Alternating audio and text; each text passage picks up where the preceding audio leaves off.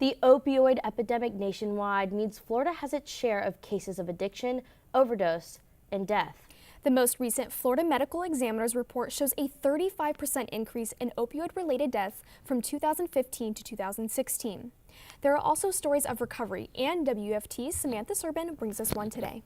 Well, September is National Recovery Month, and with high-profile cases such as Mac Miller's overdose, as well as Demi Lovato's, is bringing us a reminder of lives lost, people struggling, and sometimes being saved. You can find opioid addiction stories from all walks of life. I spoke with a former Alabama football player who now lives in Alachua County. He told me he struggled with opioids on and off for nearly 10 years.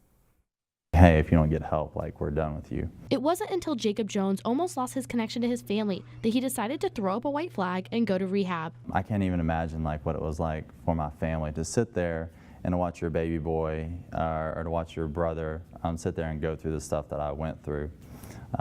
And it must have been horrific for them. His opioid addiction began back in college a decade ago. It started with painkillers for an injury. Then it went from I really like that to I really need that. When he finally tried to quit, his resting heart rate was at stroke levels and he had to be hospitalized. He spent time in the coronary critical care unit and a psych ward. That was really my physical rock bottom.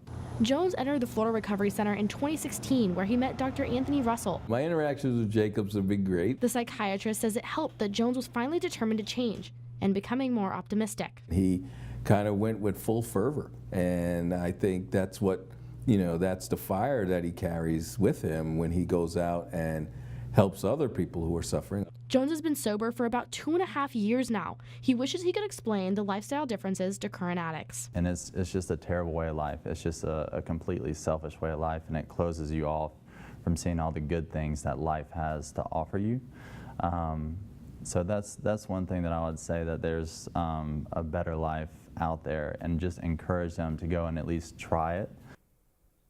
If someone you know is addicted, Dr. Russell stresses the first step toward recovery is reaching out to a doctor, a rehab center, or even just someone else in recovery. You can learn more at the website recoverymonth.gov.